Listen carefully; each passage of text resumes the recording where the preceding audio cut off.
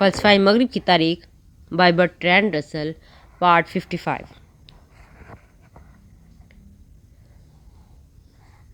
عقم نے سیاسی تحریریں فلسفیانہ مباحث میں لکھی ہیں۔ ان میں متعدد موضوعات کے حق اور مخالفت میں دلائل دیے گئے ہیں۔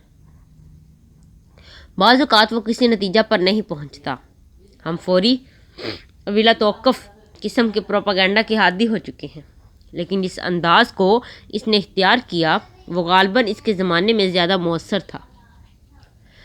چند مثالیں اس کے نقطہ نگاہ اور طرز تحریر کو واضح کریں گی۔ ایک طویل مقالہ بعنوان یورپ کے اقتدار کے متعلق 8 سوالات ہیں۔ پہلا سوال یہ ہے کہ کیا ایک شخص کلیسا اور ریاست دونوں کا جائز طور پر مقتدر ہو سکتا ہے؟ دوسرا، کیا دنیاوی اختیار بلا واسطہ خدا سے حاصل شدہ ہے یا نہیں؟ تیسرا، کیا پوپ کو یہ اختیار حاصل ہے کہ وہ دنیاوی اختیارات شہنشاہ یا شہزادوں کو عطا کر دے؟ چوتھا، کیا منتخب ہونے والے کو اپنے انتخاب سے جرمن بادشاہ کو مکمل اختیارات دیتے ہیں؟ پانچواں اور چھٹا، بشپ کے ذریعے بادشاہ کو بپتسمہ دینے سے کلیسا کیا حقوق حاصل کرتا ہے؟ ساتواں، اگر کوئی غلط عارق بشپ رسم تاج پوشی ادا کرتا ہے تو کیا یہ تاج پوشی جائز ہے؟ آٹھواں، کیا منتخب کرنے والے اپنے انتخاب سے جرمن بادشاہ کو شہنشاہ کا خطاب دے سکتے ہیں؟ یہ سوالات اس قسم کی عملی سیاست کے سلگتے ہوئے مسائل تھے۔ ایک اور مقالہ میں یہ بحث ہے کہ ایک شہزادے کو حق حاصل ہے کہ وہ پوپ کی اجازت کے بغیر کلیسا کی املاک لے لے۔ اس کا تعلق ایڈورڈ سوم کے اس عمل کا جواز فراہم کرنے سے تھا کہ وہ فرانس کے ساتھ جنگ کے لیے پادریوں پر ٹیکس عائد کرے۔ یہ یاد ہوگا کہ ایڈورڈ شہنشاہ کا ساتھی تھا۔ ایک اور مقالہ مسئلہ ازدواج پر مشاورت میں اس پر بحث ہے کہ شہنشاہ اپنی کزن کے ساتھ شادی کرنے کے حق بجانب ہے یا نہیں۔ یہ دیکھا جا سکتا ہے کہ حاکم نے بادشاہ کی تلوار کے ذریعے اپنی حفاظت کے مستحق ہونے کا بہترین طور پر حق ادا کیا۔ اب یہ مناسب وقت ہے کہ حاکم کے فلسفیانہ نظریات کی جانب رجوع کیا جائے۔ اس موضوع پر ارنسٹ ای مودی کی حاکم کے ولیم کے منطق ایک بہت اچھی کتاب ہے۔ اس سلسلے میں مجھے جو کچھ کہنا ہے وہ اسی کتاب سے لیا گیا ہے، اگرچہ اس میں خلاف معمول نظریہ پیش کیا گیا ہے، مگر میں اسے درست سمجھتا ہوں۔ فلسفہ کی تاریخ لکھنے والوں کا یہ رجحان ہوتا ہے کہ وہ فلسفیوں کی ترجمانی اس کے متبعین کی روشنی میں کرتے ہیں، لیکن بالعموم یہ ایک غلطی ہے۔ حاکم کے متعلق یہ خیال کیا جاتا ہے کہ اس کی حیثیت مدرسیت کا خاتمہ کرنے، ڈیکارٹ یا کانٹ جو کوئی بھی جدید فلسفیوں میں محسوس شارح کا مقبول ہے کا پیش رو ہے۔ مودی کے خیال میں، جس سے میں متفق ہوں، یہ سب ایک غلطی ہے۔ وہ کہتا ہے کہ حاکم کا بیشتر سروکار خالص ارسطو کو بحال کرنا اور اس سے آگسٹائن اور عربوں کے اثرات سے آزاد کرنا تھا۔ بہت حد تک سینٹ اور تھامس کا بھی یہی مقصد رہا ہے، لیکن جیسا ہم نے دیکھا، فرانسس کے حامیوں نے اس کی اپنی نسبت سینٹ آگسٹائن کی بہت زیادہ قریبی پیروی کی۔ مودی کی رائے میں جدید مورخین نے حاکم کی ترجمانی کو اپنی اس خواہش سے بگاڑ دیا کہ مدرسیت سے جدید فلسفہ کی جانب بتدریج تبدیلی کو تلاش کریں۔ یہی بات اس کی تحریروں میں جدید نظریات پڑھنے کا سبب بنی ہے، جبکہ در حقیقت وہ صرف ارسطو کی ترجمانی کر رہا ہے۔ حاکم ایک اس مقولے کی وجہ سے بہت مشہور ہے جو اس کی تحریروں میں موجود نہیں ہے، لیکن اس نے حاکم کے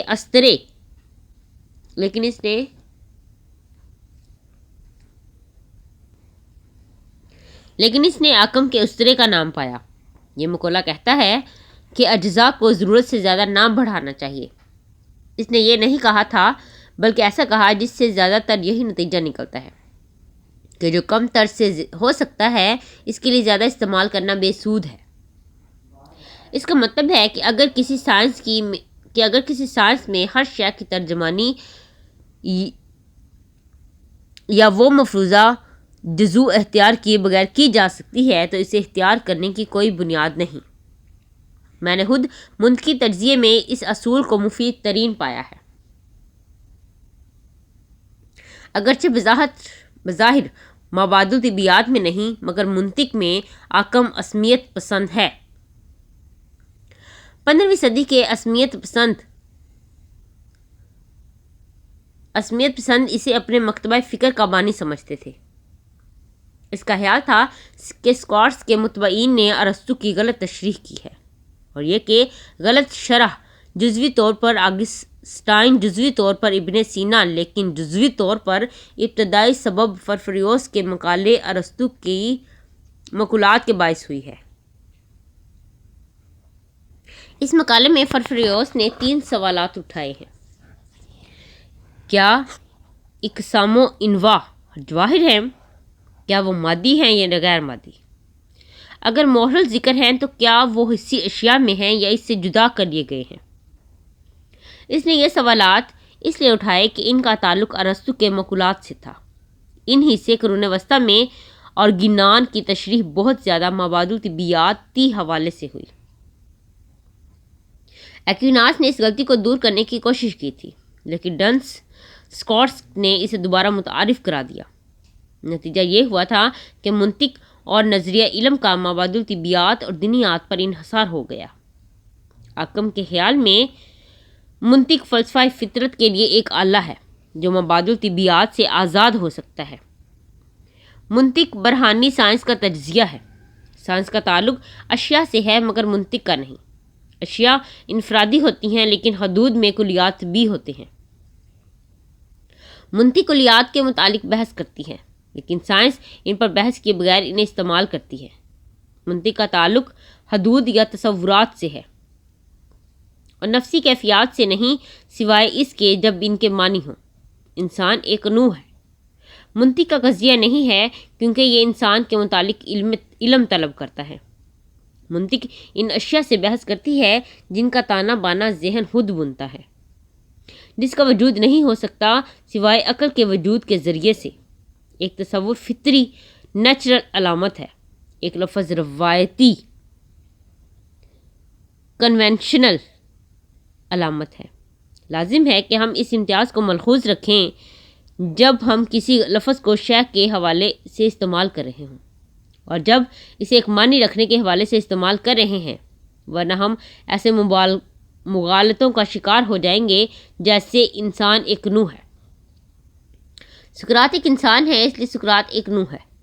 وہ حدود یا اطراف جو اشیاء کی طرف اشارہ کرتی ہیں، حدود عندیہ اول ٹرمز آف فرسٹ انٹینشن، اور حدود یا اطراف جو حدود کی طرف اشارہ کرتی ہیں، حدود عندیہ دوم terms second intention, terms of second intention کہلاتی ہیں۔ سائنس میں حدود عندیہ اول ہوتی ہے اور منطق میں حدود عندیہ دوم ہوتی ہے۔ مابعد الطبیعیاتی حدودوں میں مابعد الطبیعیات حدود یوں محسوس ہوتی ہیں کہ وہ ان اشیاء کو بھی ظاہر کرتی ہیں جو عندیہ اول کے الفاظ سے ظاہر ہوتی ہیں۔ وہ ان اشیاء کی طرف بھی اشارہ کرتی ہیں جو عندیہ دوم کے الفاظ سے ظاہر ہوتی ہیں۔ صحیح طور پر مابعد الطبیعیاتی حدود یا اطراف 6 ہوتی ہیں۔ وہ یہ ہیں: وجود، شے، کوئی شے، ایک، حقیقی خیر، being, thing, something, one, true, good. ان حدود کی خصوصیات یہ ہیں کہ یہ سب ایک دوسرے کا محمول ہو سکتی ہیں، لیکن منطق کا مطالعہ ان سے بے نیاز ہو کر بھی کیا جا سکتا ہے۔ تفہیم اشیاء کی ہوتی ہے اور ان حدود کی نہیں جو ذہن کی پیداوار ہوتی ہیں۔ یہ وہ نہیں ہوتی جو سمجھا جا سکتا ہے، بلکہ وہ ہوتی ہیں جن کے ذریعے اشیاء کو سمجھا جاتا ہے۔ منطق میں کلیات صرف وہ حدود یا تصورات ہوتے ہیں جو متعدد دوسری حدود یا تصورات کی محمولات یا صفات ہوتی ہیں۔ کلیہ، اقسام، انواع، یونیورسل، جنسز، اسپیسیز۔ حدود عندیہ دوم ہوتی ہیں، اس لیے ان کے معنی اشیاء نہیں ہو سکتے، لیکن چونکہ ایک اور وجود اسمیائی متبادلہ ہے، اس لیے اگر کلیہ کا وجود ہے تو وہ ایک ہوگا اور ایک انفرادی شے کا ہوگا۔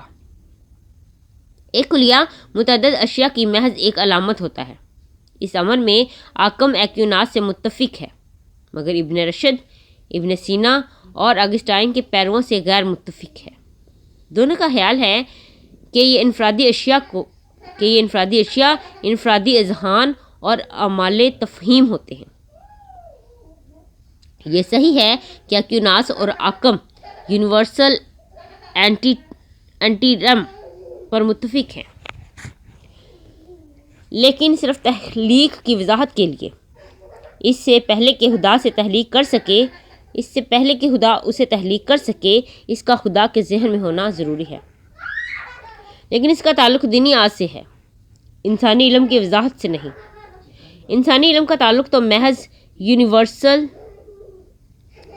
یونیورسل پوسٹ ریم سے ہوتا ہے۔ انسانی علم وضاحت کرتے ہوئے آکم کلیات کا اشیاء ہونا ہرگز قرار نہیں دیتا۔ وہ کہتا ہے کہ سقراط افلاطون کے مثل سملر ہے، لیکن شے از روئے تیسری شے جسے مماثلت کہتے ہیں، اس میں افلاطون جیسا نہیں ہے۔ مماثلت حد اندیہ دوم ٹرم آف سیکنڈ انٹینشن ہے، اور یہ ذہن میں ہوتی ہے، یہ سب اچھا ہے۔ آکم کے خیال میں مستقبل میں امکانات کے متعلق قضیے نہ تو غلط ہوتے ہیں اور نہ ہی صحیح۔ وہ اس نظریے کی الہیانہ علم مطلق سے مصالحت کرانے کی کوشش نہیں کرتا۔ دوسرے امور کی مانند یہاں بھی وہ منطق کی مبادل طبیعیات اور دینیات سے آزاد رکھتا ہے۔ آکم کے مباحث کی چند مثالیں شاید مفید ہوں۔ وہ سوال کرتا ہے، کیا تفہیم سے معلوم ہونے والی شے جو پیدائش کی فضیلت کے مطابق اول قرار پاتی ہے، انفرادی ہے؟ اس کا متضاد تفہیم کا صحیح اور اول معروض کلیہ ہے۔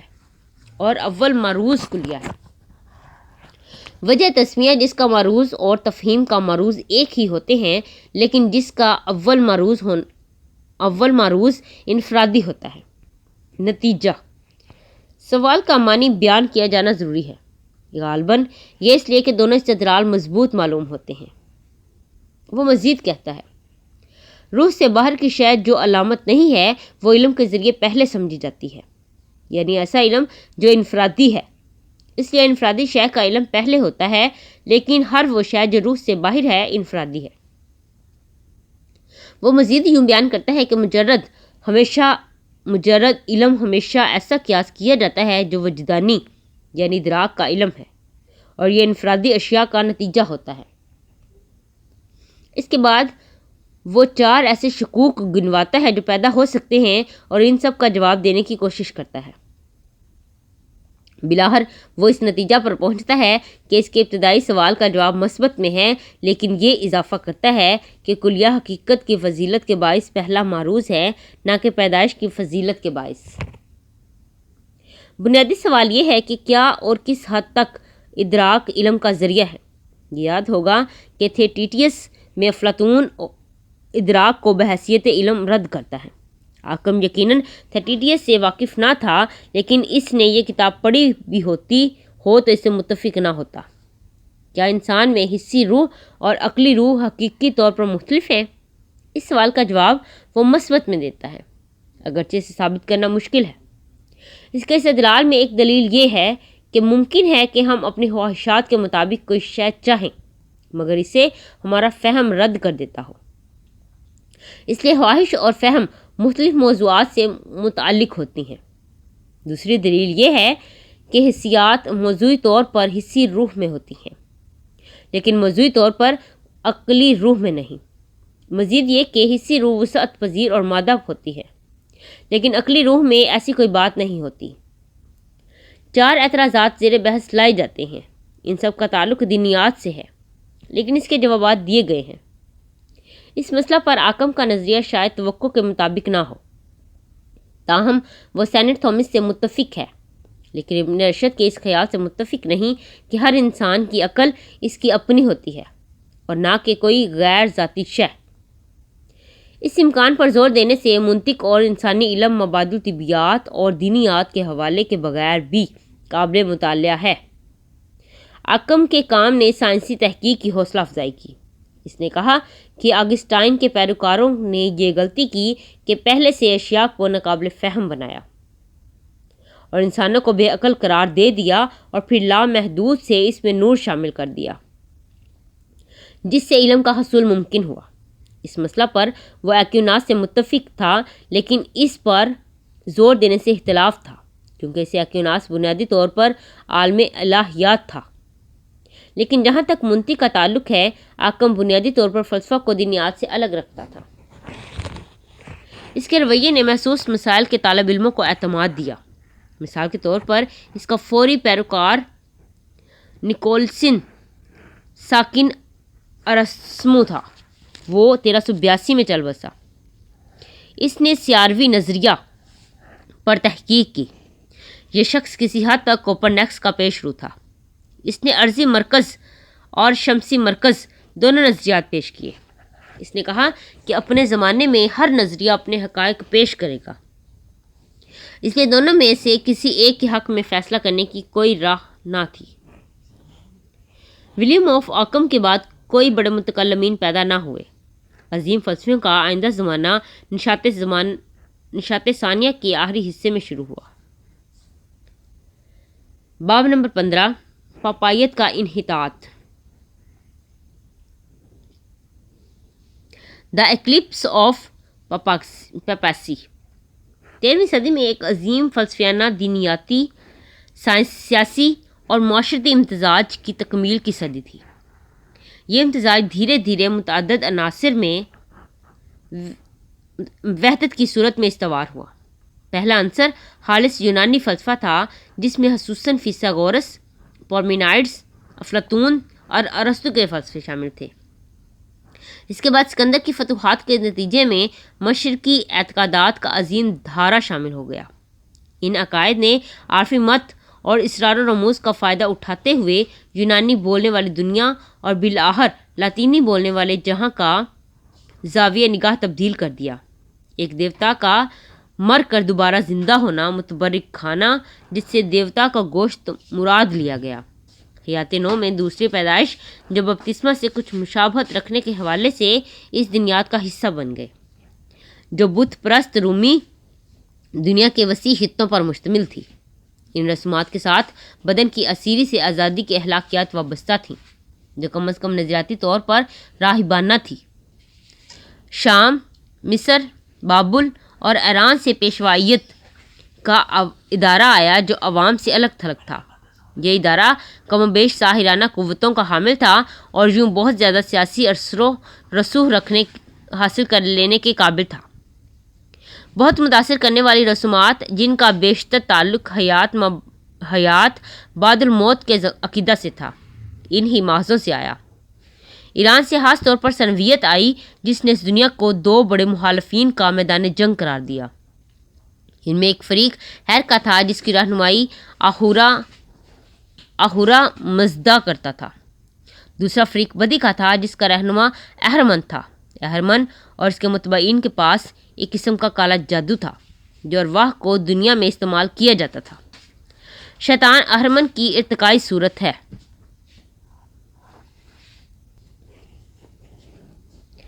غیر مہذب تصورات اور معمولات کے بہاؤ نے بعض یونانی عناصر سے مل کر نو فلاطونی فلسفہ کی صورت اختیار کی۔ عارفی مت، فیثاغورسیت اور افلاطون کے بعض حصوں میں یونانیوں نے ایسے نظریات اپنا لیے تھے جن کا مشرقی نظریات سے ملاپ کرنا آسان تھا۔ شاید یہ اس لیے بھی تھا کہ یہی نظریات مشرق سے بہت اوائل کے زمانے میں مستعار لیے گئے تھے۔ فلاطینس اور ففریوس کے ساتھ وسطی فلسفہ کا ارتقاء ختم ہوتا ہے۔ اگرچہ ان انسانوں کی فکر گہری طور پر مذہبی تھی، لیکن یہ اس قابل نہ تھی کہ کسی بڑی قلب ماہیت کے بغیر ایک غالب، مقبول عام اور روحانی تسکین دینے والا مذہب بنتی۔ ان کا فلسفہ مشکل تھا اور عام طور پر نہیں سمجھا جا سکتا تھا۔ ان کی فکری راہ نجات عوامی سطح سے بہت بلند تھی۔ ان کی قدامت پرستی نے یونان کے روایتی مذہب کو برقرار رکھا، تاہم انہیں اپنے تمثیلی رنگ میں ڈھالنا پڑتا کہ ان کے غیر اخلاقی عناصر کو کم کر کے اس کی فلسفیانہ وحدت پرستی سے مصالحت کرائی جائے۔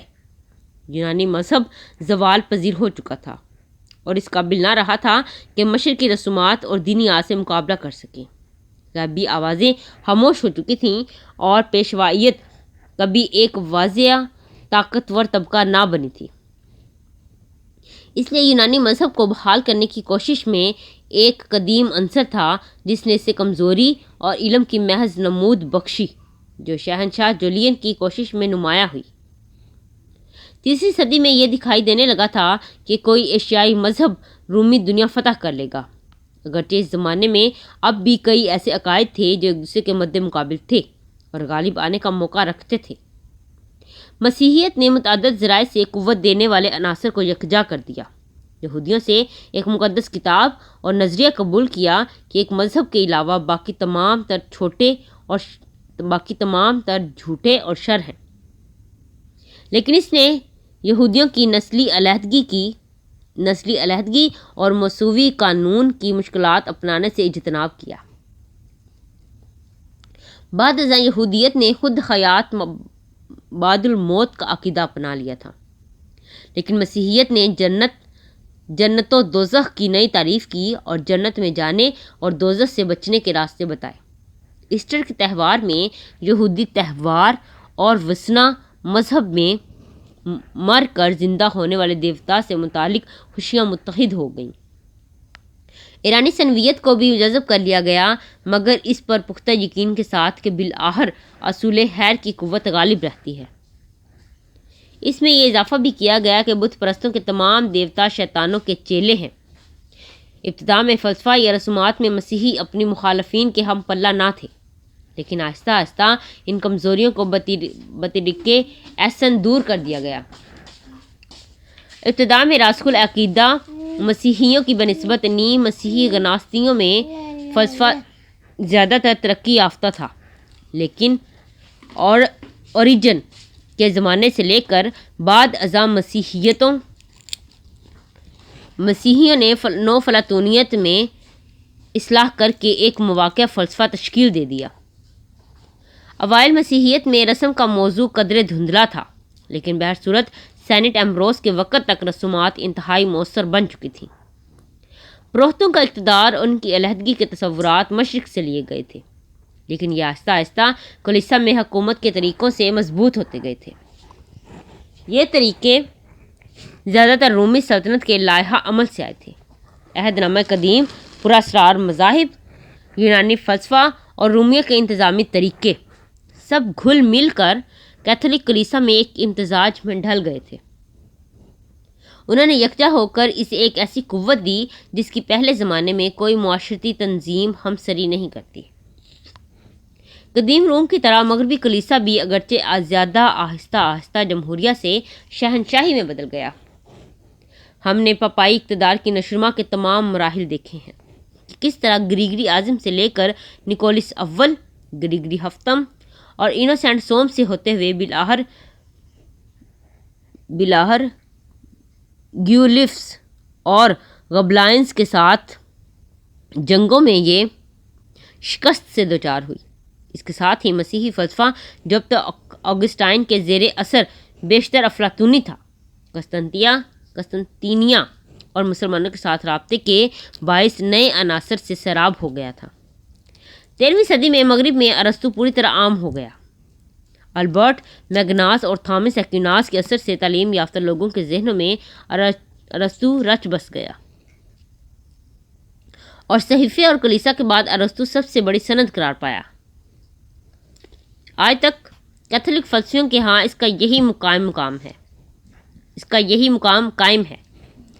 میں یہ کہے بغیر نہیں رہ سکتا کہ افلاطون اور سینٹ آگسٹائن کی بجائے ارسطو کو سند قرار دینا مسیحی نقطہ نظر سے ایک غلطی تھی۔ ارسطو کی بجائے افلاطون کا مزاج زیادہ مذہبی تھا، اور ابتدا ہی سے مسیحی دینیات افلاطونیت سے مطابقت رکھتی ہے۔ افلاطون نے کہا تھا کہ علم ادراک سے حاصل نہیں ہوتا، بلکہ اس کا محض ایک قسم کی بازیافت بصیرت ہے۔ ارسطو کہیں زیادہ تجربیت پسند تھا، اگرچہ بادل نخواستہ سینٹ اگرچہ بعد ناخواستہ ہی سینٹ تھامس نے افلاطونی خواب آوری سے سائنسی مشاہدے کی طرف واپسی کی راہ تیار کر لی تھی۔ فلسفی سے زیادہ خارجی حالات کیتھولک امتزاج کے انتشار کا باعث بنے، جو 14ویں صدی میں شروع ہو چکا تھا۔ 1204 میں لاطینیوں نے بازنطینی سلطنت پر قبضہ کر لیا تھا اور 1261 تک ان کے ہاتھ میں رہی۔ اس دوران حکومت کا مذہب کیتھولک تھا، یونانی نہیں تھا، لیکن 1261 کے بعد قسطنطینیہ پوپ کے ہاتھوں آ گیا اور 1438 میں فریڈا میں برائے نام اتحاد کے باوجود واپس نہ آ سکا۔ پاپائیت کے ساتھ کشمکش کے نتیجے میں مغربی سلطنت کی شکست کلیسا کے لیے غیر مفید ثابت ہوئی۔ ایسا فرانس اور انگلینڈ کی بادشاہتوں کے عروج کے باعث ہوا۔ 14ویں صدی کے بیشتر زمانے میں پوپ سیاسی لحاظ سے فرانس کے بادشاہ کے ہاتھوں میں ایک کٹ پتلی رہا۔ ان اسباب سے زیادہ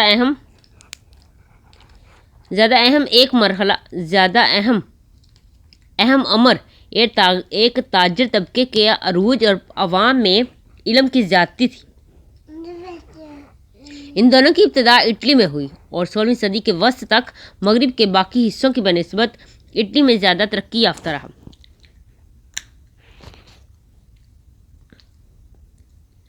14ویں صدی میں کئی شہروں کی بنسبت شمالی اٹلی کے شہر بہت زیادہ امیر تھے۔ وہاں تعلیم یافتہ لوگ خصوصاً قانون اور طب کے شعبوں میں تعداد میں دن بدن زیادہ ہو رہے تھے۔ ان شہروں میں آزادی کی روح موجود تھی، جو بادشاہ کی طرف سے بے خطر ہونے کے باعث پوپ کی مخالفت کی طرف مائل تھی۔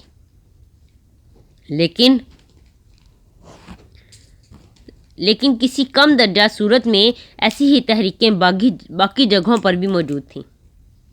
فلینڈرز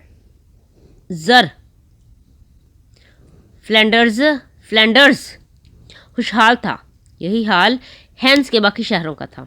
انگلستان میں اون کی تجارت دولت کا ذریعہ تھی۔ ایک ایسا زمانہ تھا جس میں مجموعی لحاظ سے جمہوری رجحانات بہت زیادہ مضبوط تھے اور قومی رجحانات اس سے بھی زیادہ مضبوط تھے۔ پاپائیت جو بہت زیادہ دنیا داری کی دلدل میں پھنس چکی تھی، صرف ٹیکس لگانے والا ادارہ بن کر رہ گئی، جو اپنی طرف سے زیادہ دولت اکٹھی کرنے لگ گیا، جس سے زیادہ ممالک اپنے ہاں رکھنا چاہتے تھے۔ جس اخلاقی قدر و منزلت نے پوپ کو اقتدار دے رکھا تھا، وہ اخلاقی توقیر نہ تو پوپ کے پاس تھی اور نہ ہی اب وہ اس کا حقدار رہا تھا۔